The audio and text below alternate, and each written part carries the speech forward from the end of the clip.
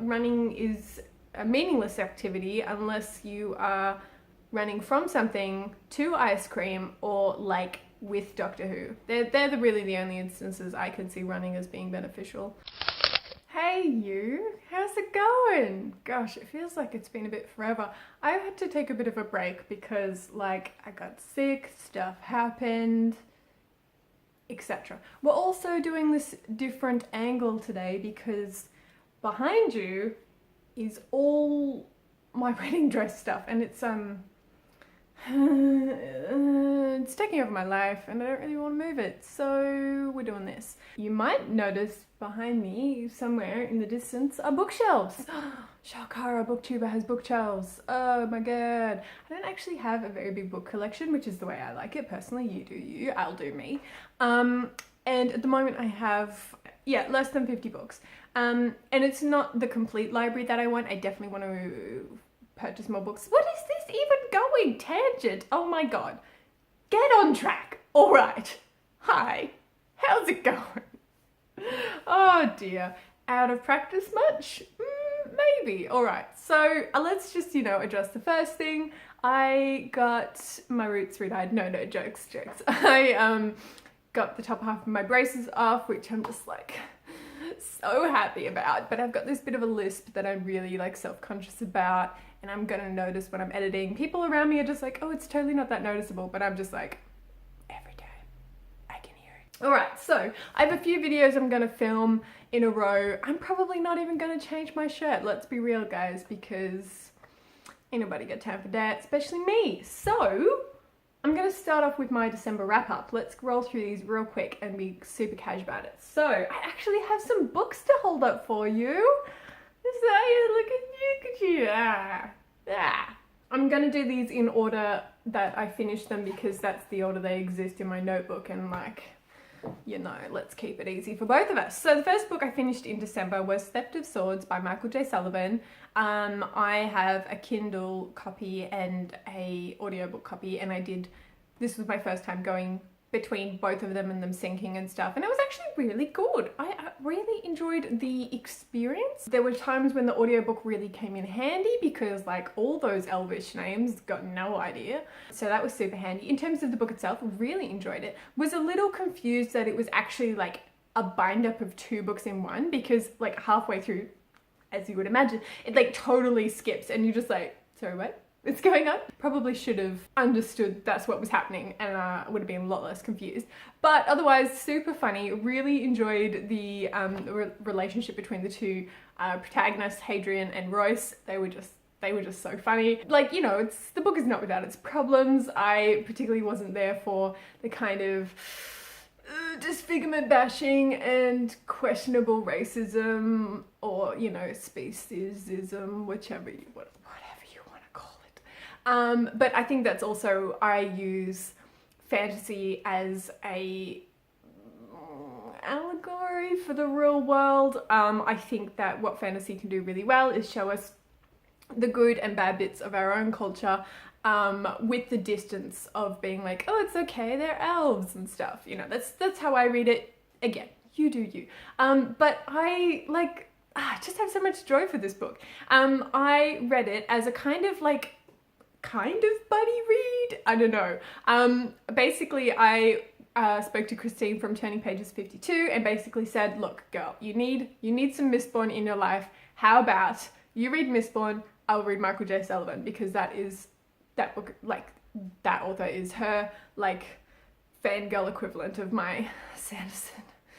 Okay, moving on. So, really enjoyed it. Super happy we did it. We tried so hard to meet up.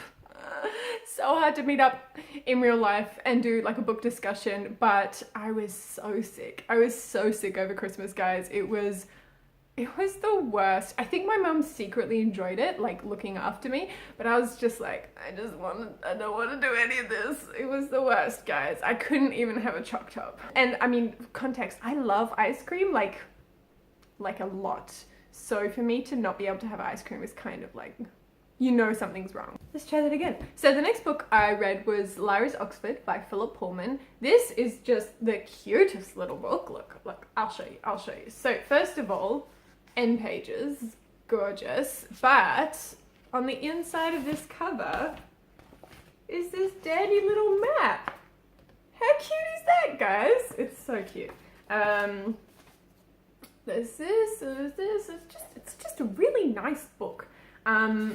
And it's got like pictures and stuff. There's like a little postcard. Look, it's just really cute. The story itself was like not much of a story. It was just to kind of like, almost like when authors put a chapter of their next book at the end of their last book. That's kind of what it felt like to me. And I just wanted more. I'm greedy. I wanted more, but it was really nice to be part of the world again. And I enjoyed it. It was pretty good. All right. Then the next book I finished was The Sleeper and the Spindle by Neil Gaiman. I borrowed this one from the library, so I had to return it. That's how it works. But beautiful graphic novel picture book thing. Book with pictures? We'll go with that because there's too much text for it to be like a picture book. Illustrations, gorgeous. Story, really cute. It was like a really nice melding of Snow White and Sleeping Beauty. And like just the feminist undertones just were mwah, mwah. They were just so well integrated that it was just taken for granted that, you know, the princess would saddle her horse, get her sword and go off and save the world. And I was just like, I am there for that. It was so good. And you know, it had its little like twists on the old classics, and I really appreciated it. It was really good. The next one I read was Little Fires Everywhere by Celeste.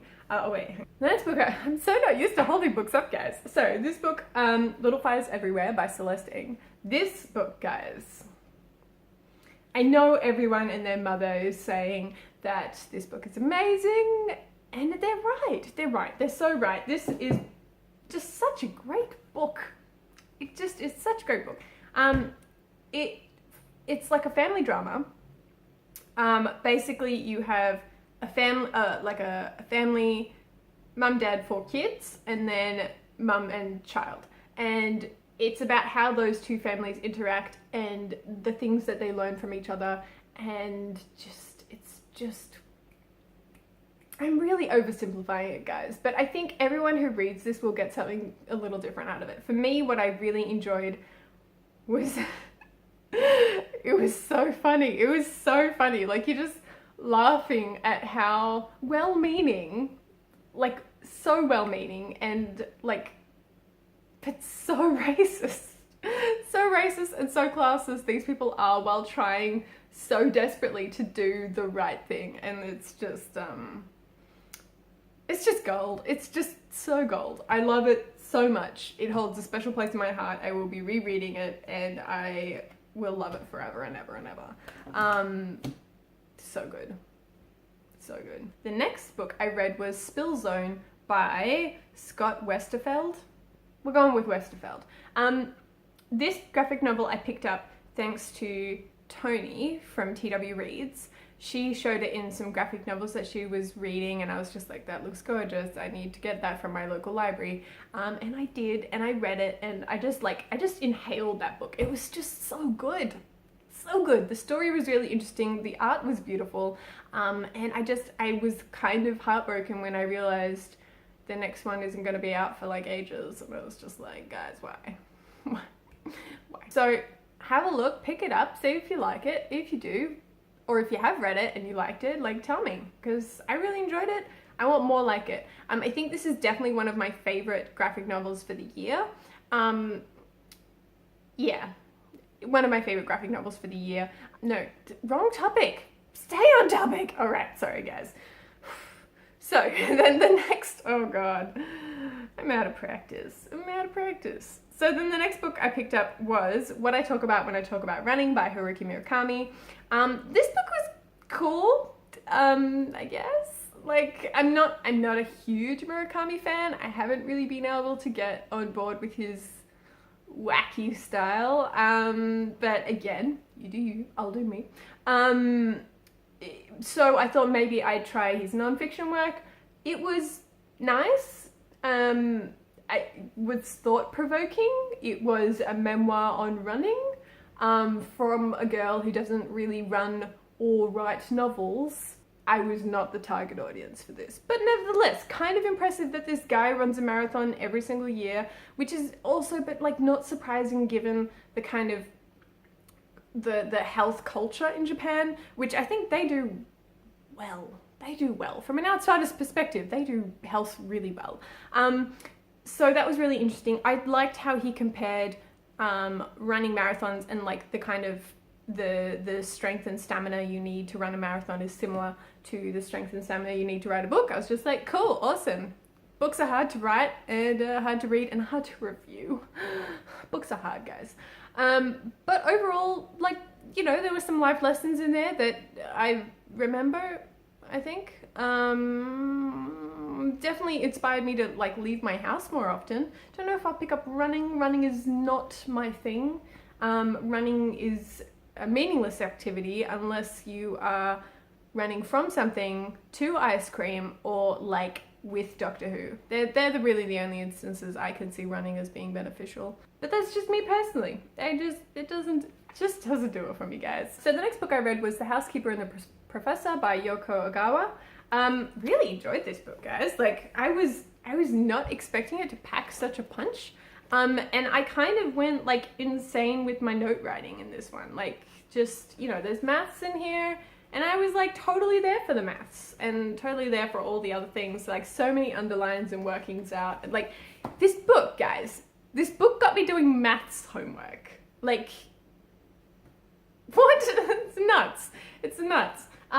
But the way that the professor of mathematics, he makes maths really interesting, really interesting. And he's kind of like the maths teacher I wish I had at school, because then, you know, I might be competent at maths and stuff. The story itself is just a kind of quiet story between the housekeeper who looks after and kind of cares for the professor who has short-term memory loss. Really interesting. It definitely takes a very patient person to support and develop a relationship with a person with short-term memory loss. Like, I was in tears by the end, guys. Like, tears. Like, it's not even that many pages. It's what, 180 pages, and I was bawling. So, value for pages. Yeah, I really was not expecting the experience that I got from this. Check it out. You know, it's only 180 pages. Check it out. It's really good. I need to expand my vocabulary. That's why we read, isn't it? Alright, and then the final book I managed to finish in December was this one. This is Love Her Wild by Atticus / Anonymous. Apparently, like, I had no idea about this before I read it. This was a beautiful Christmas present from my almost mother-in-law. And it's just a book of like poetry, and apparently this guy like does a lot of Instagram poetry, and this is what this kind of, the poetry in this book is. I think it's really approachable, really accessible. It's not got any of those big scary poetry things that most poetry has. There was some manic pixie dream girling going on, which I was like not there for, but I mean, I still managed to tab quite a few poems, and I mean, I'm probably gonna pick one as a reading for a wedding ceremony. So I mean, like, it was good. You could totally like smash through and read this. I read this all in one sitting, but you could also just pick it up, flick to a page, read it, and then put it down again. It goes both ways. I'm curious to see how these poems stand the test of time. That's one of the reasons why I tabbed them, because I wanted to be able to go back to them and see if they still hold the same weight to me as they did when I read them. Yes, so those are all the books I managed to finish in December. So what else is there? I mean, that was December. You know, Merry Christmas, Happy New Year, Happy Holidays, happy whatever it is that you like to celebrate or don't celebrate. You know, happy like Boxing Day sales if that's your thing. I'm sorry I haven't really been around. I am still trying to get this new year sorted. As it turns out, it's just kind of hit me that like the wedding is like in less than 2 months, and I need to do stuff. I'm gonna say like, what did you read in December? But I know because like I'm super late to this party, and everyone's already posted their December wrap-ups. But I mean, you know, if you don't booktube and you still want to tell me, please tell me if you read anything good lately. Always up for a good recommendation. And other than that, you know, just say, I'm gonna steal Matthew's line, just say hi. I really love talking to you guys. You know it. You know I love talking to you. Have a good new year. You know, if you've already failed on some of your resolutions, don't stress, man. You've got like so many days. You got this. We got this. You got this. And love you all so much, and see you in the next one. Bye.